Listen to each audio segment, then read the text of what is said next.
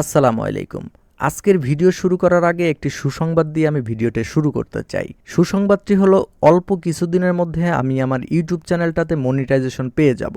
Monetization পাওয়ার জন্য যে ক্রাইটেরিয়াগুলো দেওয়া থাকে তার মধ্যে কিছু সংখ্যক আমার এখনও বাকি আছে, যার কারণে আমি এখনও মনিটাইজেশনের জন্য যে আবেদনটা করার দরকার সেই আবেদনটা আমি করতে পারতেছি না। তাই আপনাদের কাছে বিনীত অনুরোধ থাকবে, যারা আজকে আমার এই ভিডিওটি দেখতেছেন তারা অবশ্যই আমার ফেসবুক পেজটি ফলো করে দিবেন এবং আমার ইউটিউব চ্যানেলটি সাবস্ক্রাইব করে দিবেন। আর যে যত বেশি পারেন কমেন্ট করবেন এবং শেয়ার করবেন।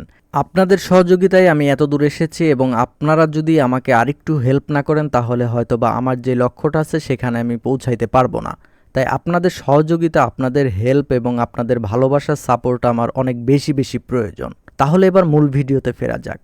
এখন যে জমিটা প্রস্তুত করতেছি এই জমিতে ইতিপূর্বে আমরা রসুন লাগিয়েছিলাম এবং আপনারা দেখেছেন যে এই রসুনগুলো উঠিয়ে আমরা বাসাতে নিয়ে গেছি।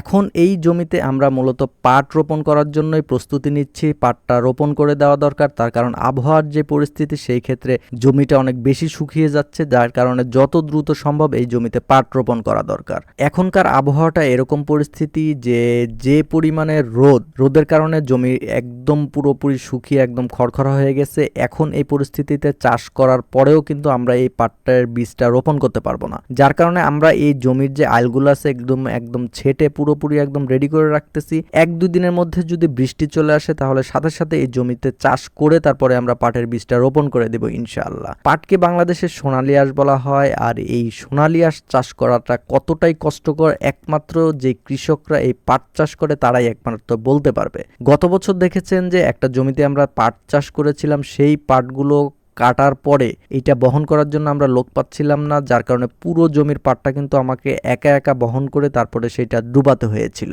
এত কষ্টের পরেও আমরা কৃষকরা কেন এই পাট চাষটা করে থাকি এইটা কিন্তু অনেকের মনে প্রশ্ন জাগতে পারে। এইটার কিন্তু কয়েকটা কারণ আছে।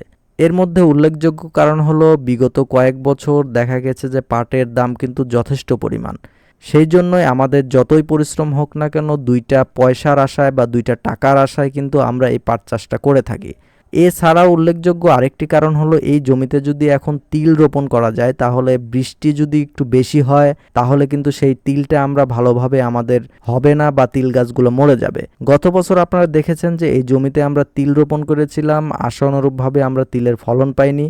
আমাদের যেহেতু লিজ নিয়ে আমরা জমি চাষ করে থাকি সেই ক্ষেত্রে আমাদেরকে অনেক হিসাব নিকাশ করেই কিন্তু জমিগুলো চাষ করতে হয়। আমাদের লিজের টাকা বাদ দিয়ে তারপরে আমাদের যে খরচ হবে সেই টাকা বাদ দিয়ে তারপরে আমাদের যে লাভাংশ সেইটা কিন্তু গুনতে হয়। আর গত বছর এই জমিটা থেকে তিল চাষ করার পরে কিন্তু আমাদের লস আসছে, যার কারণে আমরা এবছর সিদ্ধান্ত নিয়েছি যে না, এই জমিতে আমরা তিল রোপণ করব না, আর এই জমিতে আমরা পাটই রোপণ করব।